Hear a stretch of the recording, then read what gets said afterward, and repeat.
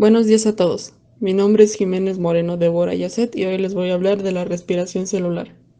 La respiración celular es la ruta bioquímica por la que las células liberan energía de los enlaces químicos de las moléculas de los alimentos. En simples palabras, la respiración celular es lo que lleva a cabo la célula para producir energía, normalmente en forma de ATP. La respiración celular está presente en todas las células vivas. Adjunto aquí el significado de ATP, trifosfato de adenosina, más llamado adenosin trifosfato, principal transportador de energía en los seres vivos. Antes que nada, hay que recordar que lo necesario para producir energía no se genera de forma espontánea. Esta se obtiene gracias a los alimentos, los cuales son degradados a biomoléculas, carbohidratos, lípidos, proteínas y ácidos nucleicos. Logran llegar a la célula y penetran la membrana plasmática por procesos de difusión. Podemos dividir todo el proceso de respiración celular en tres grandes etapas. 1. Glucólisis. 2. Ciclo de Krebs, también llamado el ciclo del ácido cítrico. Y 3. Cadena respiratoria, también llamada cadena transportadora de electrones. Glucólisis, del glicos azúcar y lisis ruptura. Es un proceso catabólico que se lleva a cabo en el citoplasma de la célula. En esta etapa es donde sucede la ruptura en condiciones anaeróbicas, que no requieren oxígeno, de la biomolécula de la glucosa, un azúcar de 6 carbonos, a 2 moléculas de piruvato y 2 moléculas de ATP. Adjunto aquí el significado de catabolismo, proceso que consiste en la degradación de nutrientes orgánicos.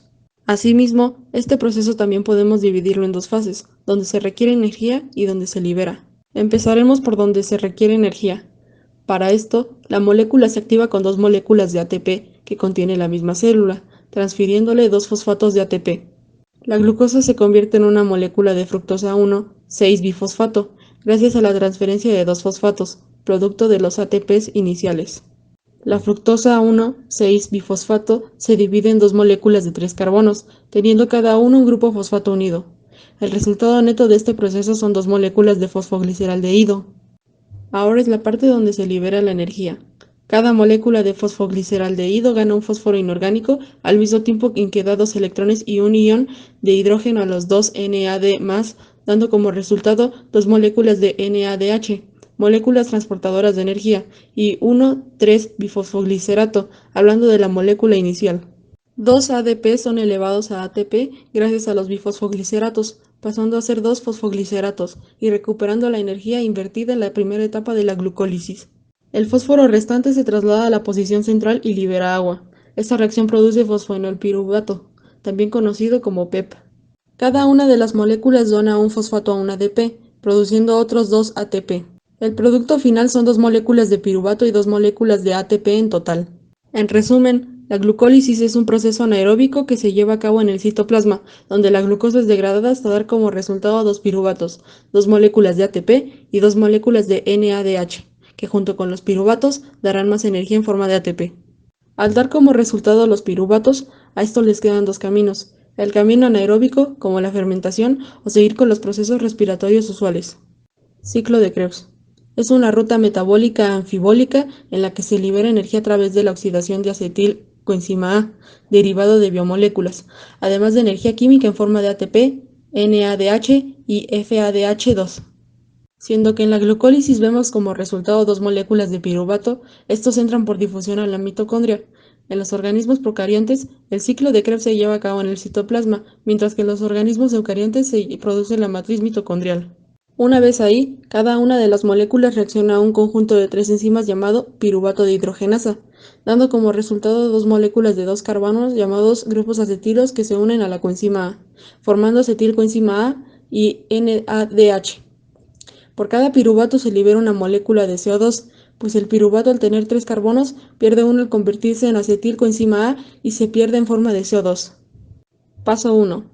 El ciclo se inicia en la formación del citrato, que tiene 6 carbonos, el cual es resultado de la combinación de acetilcoenzima A, que tiene 2 carbonos, y oxalacetato, de 4 átomos de carbono.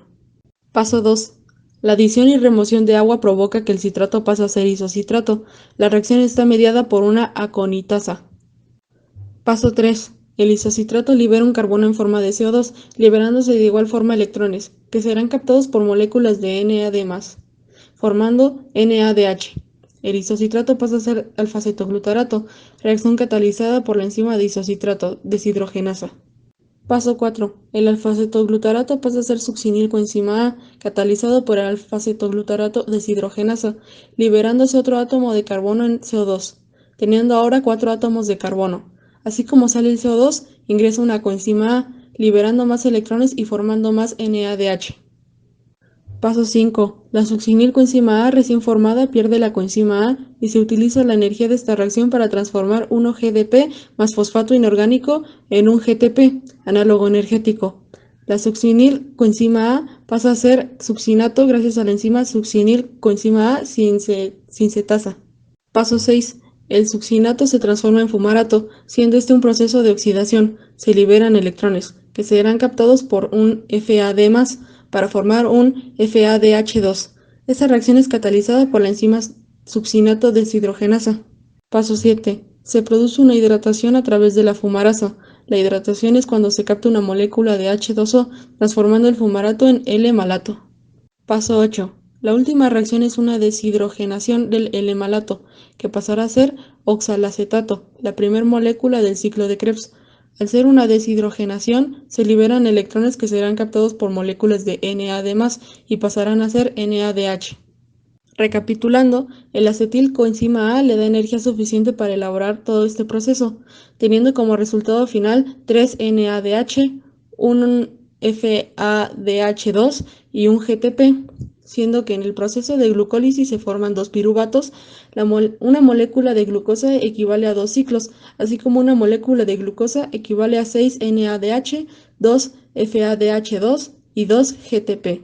Cadena respiratoria. Es una cadena de electrones en la que ocurre un proceso redox. En esta se encuentran dos moléculas, NADH y FADH2, las cuales ceden sus electrones altamente energéticos a un conjunto de enzimas que se encuentran en la membrana mitocondrial interna. En este proceso suceden sucesivas oxidaciones-reducciones que liberan de forma progresiva su energía. La cadena respiratoria está formada por 4 complejos. El complejo 1, NADH deshidrogenasa, el complejo 2, succinato deshidrogenasa, complejo 3, citocromo C oxidorreductasa y el complejo 4, citocromo C oxidasa. En este proceso hay 3 moléculas transportadoras básicas. El NADH, elemento que traerá los electrones al primer complejo, la coenzima Q, ubiquinona, transportará los electrones de primero al tercer complejo y del segundo igualmente al tercer complejo. Y el citocromo C transportará los electrones del tercer complejo al cuarto. Primera reacción. Llega el NADH y cede los electrones al primer complejo, el cual contiene la actividad NADH deshidrogenasa. El NADH se oxida y se transforma en NAD+. El electrón es transferido a la ubiquinona, siendo que se reducirá y pasará a ser ubiquinol. El primer complejo ha utilizado la energía liberada por el NADH, al pasar el electrón para bombear 4 protones a través de la membrana interna, desde la matriz hasta el espacio intermembranal. Segunda reacción. Podríamos decir que es una entrada distinta de los electrones, pudiendo entrar por el complejo 1 o por el complejo 2. En el complejo 2 hay actividad de succinato deshidrogenasa, que si bien recordamos es una enzima presente en el ciclo de Krebs, la cual provoca una deshidrogenación en el succinato, transformándolo en fumarato, liberando electrones que son captados por el complejo 2, que al igual que el complejo 1, los cederá a la ubiquinona, pasando a ser ubiquinol de nuevo. Tercera reacción. El ubiquinol cargado de electrones los pasará al complejo 3, que tiene la actividad citocromo C oxidorreductasa, que transporta los electrones cedidos por el ubiquinol a un citocromo C. Se bombean 4 protones más y el citocromo C transporta los electrones al complejo 4. Cuarta reacción. El citocromo C cederá el electrón al complejo 4, el cual tiene actividad citocromo C oxidasa. Ese electrón que fue cedido será donado a moléculas de oxígeno para formar moléculas de H2O. Al hacer esto, bombeará 2 protones más al espacio intermembranal. Además, permite la producción de moléculas de ATP, siendo un total de 36 ATP. Resumiendo, si los electrones entraban al complejo 1, bombearían 10 protones en total, mientras que si entraban en el complejo 2, solo habrían bombeado 6 en total. Esto se debe a que el complejo 2 es el único que no bombea protones en todo el proceso. Y resumiendo aún más, las moléculas de NADH y FADH2 producidas donan sus protones y electrones para producir ATP más H2O, Finalmente, el ATP total de todo el proceso de respiración celular es de 36 ATP. Gracias a todos por escuchar. Básicamente aquí acaba la exposición. A continuación, adjunto las fuentes consultadas.